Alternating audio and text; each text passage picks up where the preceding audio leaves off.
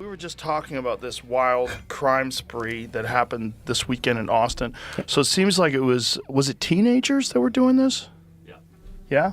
You're not on the microphone there, fella. 15 and 17 years old. 15 and 17 years old. That's terrible. What was the purpose? Just going crazy? I think so, yeah. They stole cars and stole guns and switched cars.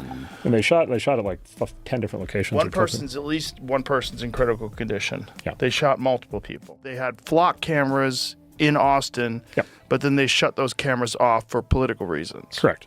Yes. Yeah. So please explain that. Yeah. So these guys are driving around in cars, and they're switching cars, whatever. These guys running around. So there's a system called Flock, which is one of our companies, and what they do is kind of like in the movies. You take all the municipal cameras and traffic cameras and everything, and you feed them into an AI, and the AI is able to first find a license plate. And so this thing is deployed. It's sold to city governments. It's used all over the country. It solves crimes every day. We get reports on carjackings with kids in the back seat, and their lives get saved because they track them down. About 6 months ago, Joe Rogan still seemed like he was at least trying to look balanced and hear different sides of the argument. But that version of him now looks completely gone. What many critics see today is someone who has openly lined up with billionaire viewpoints and doesn't appear bothered by how obvious that shift looks to people who have been paying close attention. His latest episode with Mark Andreessen is, for a lot of viewers, the strongest example yet of just how much things seem to have changed. This came after Rogan repeatedly pushed back on his close friend Theo Von whenever Theo raised concerns about billionaire influence in politics, expanding surveillance technology without public approval, and AI being used on private citizens and in overseas conflicts. Then, in a twist that got people talking, Rogan brought on the very kind of billionaire tech figure that Theo had been warning about. At this point, critics would say Joe Rogan isn't even trying to keep up the appearance of neutrality anymore. He just doesn't seem concerned about how all of this looks. And what made the episode stand out even more was that the conversation kicked off before the intro music had even finished playing. The first big topic, bringing back AI surveillance drones in Austin as a way to fight crime. The company being discussed also happened to be one that Mark Andreessen has an investment in. A lot of viewers found the whole thing hard to believe. After months of controversy around Rogan's relationships with wealthy tech figures and his defense of billionaires, he brought on a billionaire investor tied to an AI surveillance drone company and gave him the opening part of the show to explain why the technology is needed. Even when Rogan briefly raised concerns or alternative views, critics felt he allowed his billionaire guest to brush aside the potential risks of the technology and welcomed the argument with very little pushback. For anyone who doesn't know who Mark Andreessen is, he's not just another tech investor. He co-founded Netscape in the 1990s, made a huge fortune when the company was sold, and later helped build Andreessen Horowitz into one of the most powerful venture capital firms on the planet. The firm manages well over $100 billion in assets and has major investments in companies like Meta, Coinbase, and a long list of AI and crypto startups. Andreessen's personal fortune is estimated to be around $2 billion. The company he appeared on the Joe Rogan Experience to discuss, Flock, is also part of his investment portfolio. Flock is an AI-driven surveillance platform that combines municipal cameras, traffic systems, license plate readers, and drones to monitor vehicles and people in real time. The technology is already being used in multiple cities across the United States. One question that naturally came up among observers was about the timing of the appearance. Did Andreessen specifically choose that week to discuss surveillance technology while a recent high-profile crime story was still fresh in the public's mind? Or was the scheduling simply a coincidence? So a lot of towns and cities have this, and they love it. In cities like Austin, with the intense politics, they run into backlash on privacy and surveillance concerns. And so Austin had Flock and then turned it off. The late breaking news today is these guys drove into some adjacent town, up against Austin, and Flock was live in that town, and so Flock tagged them the minute they drove into that town, and then they caught the guys. Subsequent to that, the mayor, your mayor in Austin, your mayor and your chief of police gave a press conference and said, "We really need to rethink this because it's crazy to have the ability to solve crimes and stop crimes." There is no public evidence proving either explanation, but the timing definitely got people talking. Either way, Rogan opened the episode by allowing a billionaire investor to spend the first several minutes discussing a company that he has a financial interest in before an audience of millions. And when Rogan briefly touched on some of the concerns people have about this type of surveillance technology, critics felt that Andreessen quickly dismissed those worries and moved the conversation right along.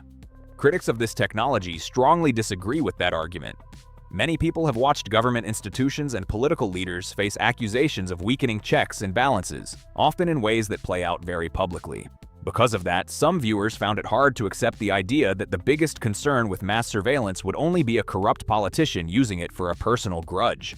They also argue that information collected about private citizens could potentially be used in ways that go far beyond the original reason it was gathered.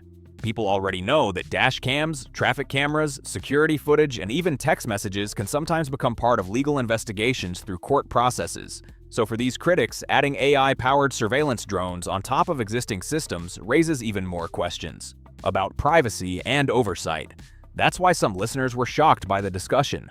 They couldn't understand why a billionaire investor with a financial interest in surveillance technology was reassuring the audience that everything was fine simply because there are records showing who accessed the data, and they felt Rogan gave that argument very little resistance. This is the point where many critics felt the conversation became even more revealing. When the topic shifted to the data collection practices of major tech companies and the widely reported business of buying, sharing, and monetizing user data, Mark Andreessen moved the discussion toward a culture war debate about racial profiling and whether cameras can be racist. For a lot of viewers, that looked like a major pivot. Instead of staying focused on concerns about how personal information is collected, packaged, and potentially used in ways people never expected, the conversation shifted into a completely different debate. Critics argue that this move pulled attention away from questions about privacy, accountability, and the massive financial incentives tied to user data. And Rogan largely allowed that shift to happen without pushing the discussion back to those issues. Many listeners came away frustrated. Their main concern wasn't a culture war argument about cameras. They wanted a deeper conversation about how social media platforms and technology companies have spent years collecting enormous amounts of user information and building highly profitable businesses around that data. In their view, that's the issue that deserved the spotlight, and this exchange became another example of why they believe Rogan no longer challenges wealthy and influential guests in the same way he once did. Critics argue that Joe Rogan seemed so excited to be speaking with a billionaire investor that he didn't recognize how much he was amplifying that person's perspective.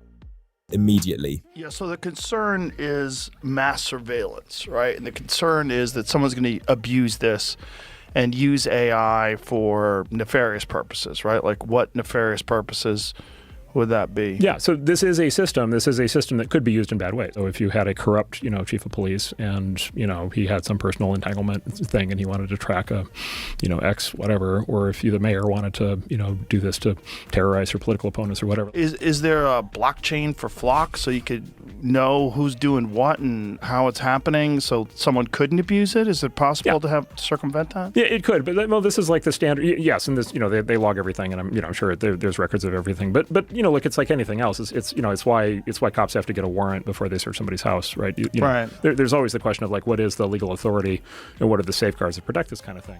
What a heap of absolute horseshit. We've all seen how Congress and the White House have wiped their hands with every check and balance, doing it out in the open now with zero shame. Later in the episode, Jamie pulled up statistics on how Flock's technology had performed in real-world situations, and many viewers didn't find the numbers especially impressive. According to the figures discussed, about 88% of the system's alerts resulted in police responding and not finding a gun-related crime at the scene. In other words, nearly 9 out of every 10 alerts did not lead to the kind of incident the system was meant to identify. For many listeners, that raised obvious questions about reliability and effectiveness. What frustrated critics even more was Rogan's reaction. Instead of focusing on whether those numbers suggested limitations with the technology, he proposed that the absence of a confirmed crime did not automatically mean the original alert was incorrect. To some viewers, that sounded less like independent analysis and more like helping a guest defend a product in which he had a financial interest. They questioned why the statistics were brought up in the first place if the conversation was ultimately going to reinterpret the results in a way that supported the existing narrative. Their argument was simple. If the technology is promoted as a tool to help prevent and solve crimes, and the overwhelming majority of alerts do not lead to a confirmed gun-related incident, then those outcomes deserve serious scrutiny before anyone starts talking about expanding the technology on a larger scale. So there's an older system that's deployed in many cities called ShotSpotter. What's it called? It's called ShotSpotter. ShotSpotter? ShotSpotter. ShotSpotter. Oh, ShotSpotter. Like ShotSpotter. someone shooting. Spots somebody shooting. So ShotSpotter is an older system that works very well. It's deployed in many cities. And what it is, totally different system. What it is they put these precision microphones on top of rooftops all over the city. And then when a gunshot goes off, they're able to instantly triangulate that a gunshot has gone off and specifically where the gunshot went off. Chicago got so wrapped up on these political issues that they also, not only do they not have Flock, they also turned off their ShotSpotter system voluntarily. And so people now get shot in Chicago and they bleed out on the street and nobody knows and nobody cares. And what is the argument that they make?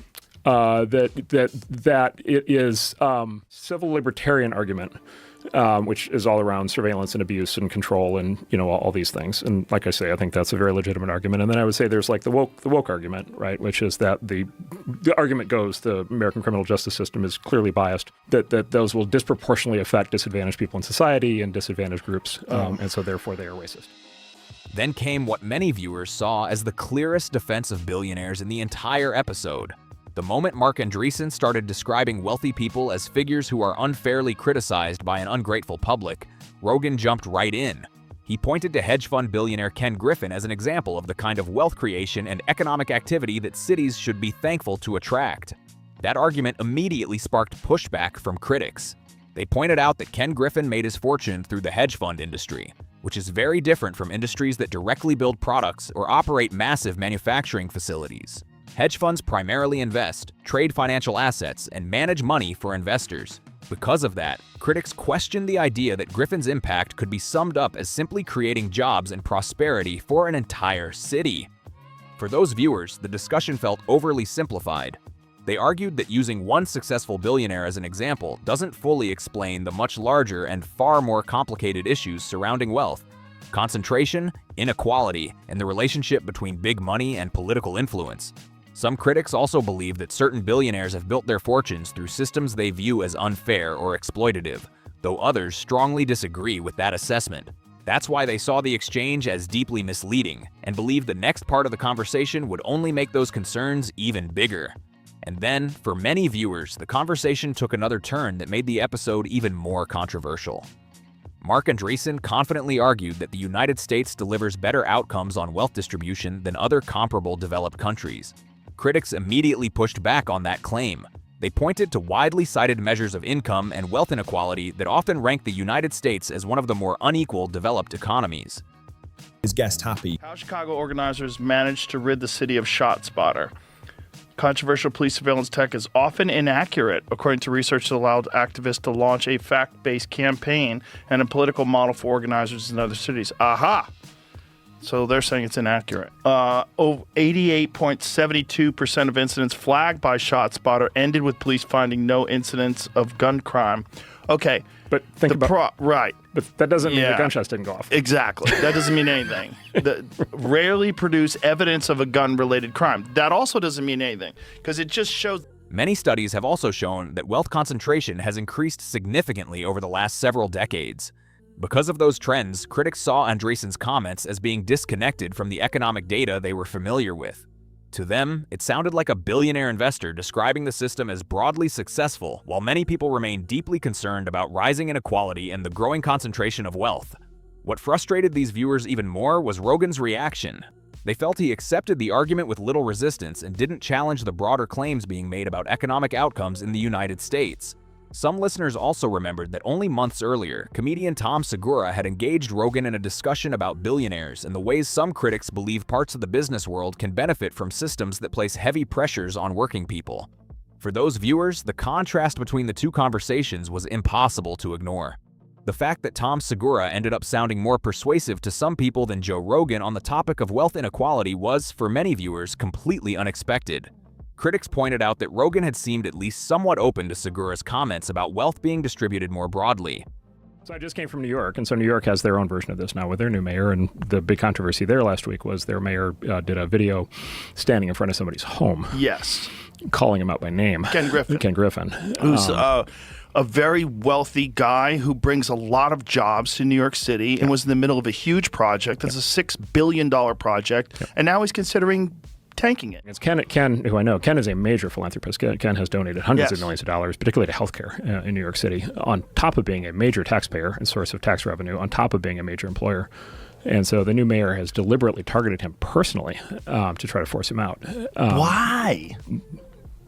Yeah. The top 1% of New York, aren't they responsible for 50% of the tax base? Yeah, on that order, yeah. Something in the range also of roughly 40 to the 50. case in California in the year 2000.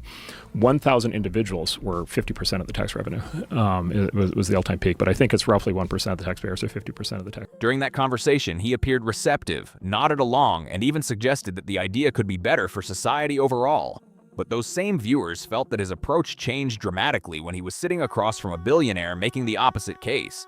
In their eyes, Rogan became much more accepting of arguments defending wealth concentration and far less willing to challenge the claims being presented.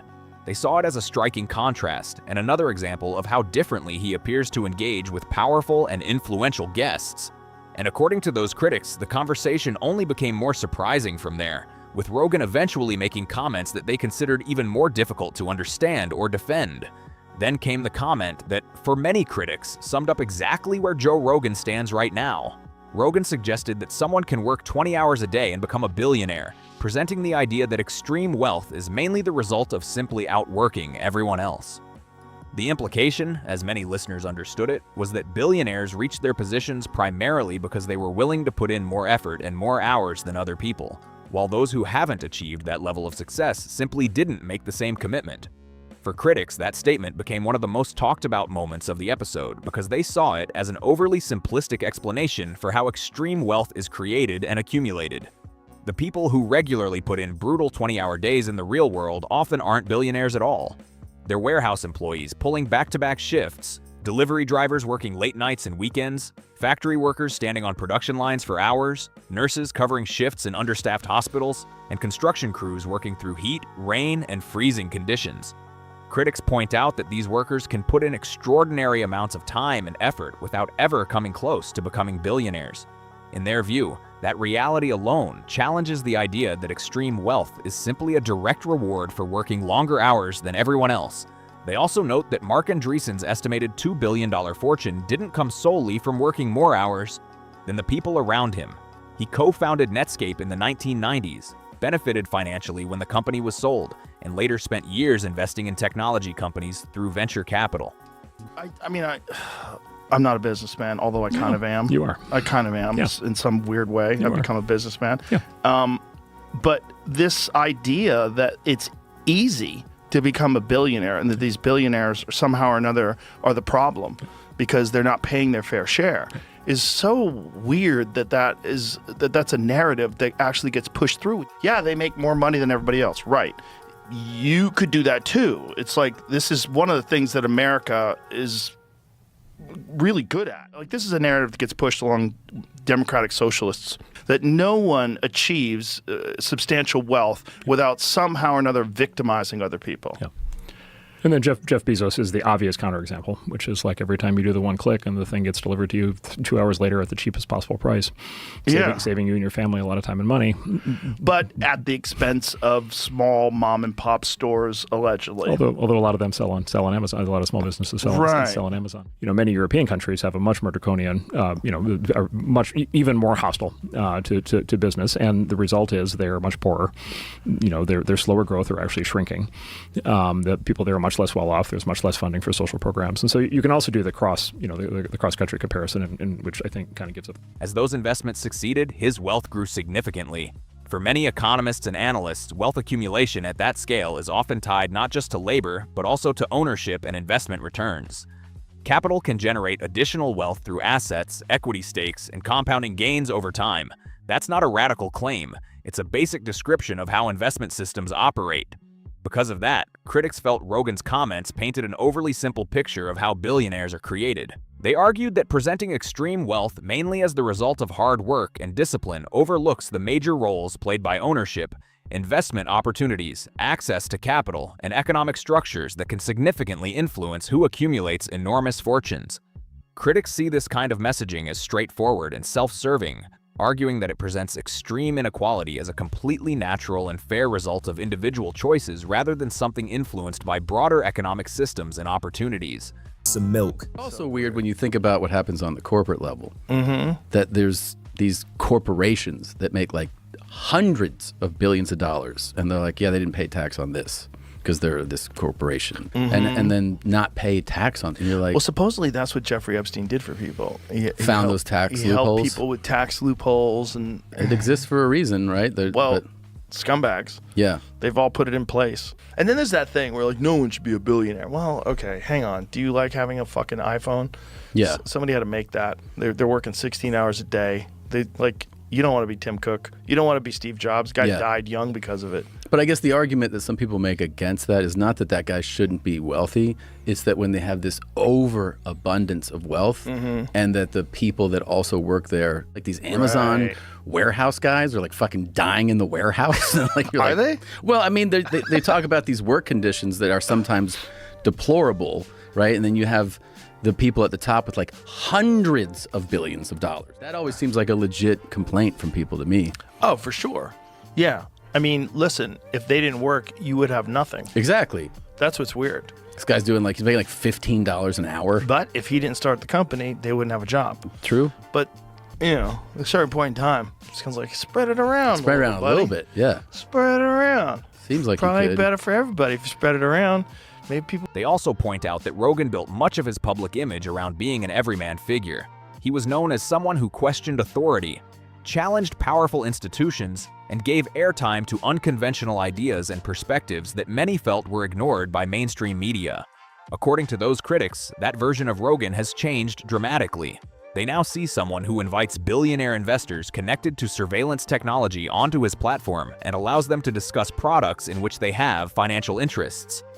The problem with the equality of outcome is it's not an equality of effort. Right. That's right. And this is the beautiful thing about America, Yeah. is that you really can just work 20 hours a day and achieve something spectacular. Yeah. And the idea that you working 20 hours a day like a fucking maniac, literally wasting your health away, Right.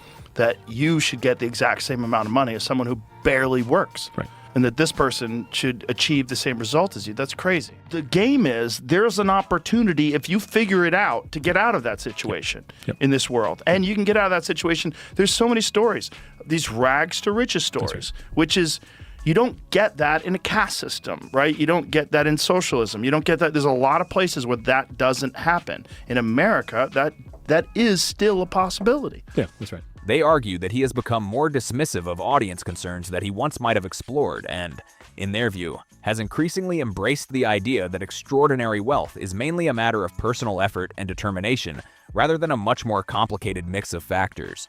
Critics see this kind of messaging as simple, comfortable, and self-serving because it frames extreme inequality as a fair and natural outcome of personal choices instead of acknowledging the larger systems that also shape economic success. This is also the same Joe Rogan who built his reputation as the everyman. He was the guy who questioned authority, challenged powerful interests, and gave unconventional ideas a place to be heard when many people felt mainstream outlets wouldn't touch them. But according to many longtime viewers, that version of Rogan seems to be fading away. What they see now is someone who invites billionaire investors with direct financial interests onto his show, gives them room to promote their ideas and products, and appears far less willing to push back on their claims than he once would have been. They also believe he has become more dismissive of concerns raised by parts of his audience and increasingly supportive of the idea that the path to massive wealth is simply about working harder than everyone else. Whether you agree with those criticisms or not, this episode has sparked a huge debate about influence, power, and who really benefits from these conversations. If you enjoyed this breakdown, make sure to like the video, subscribe to the channel, share it with someone who'd find it interesting, and drop a comment below with your thoughts.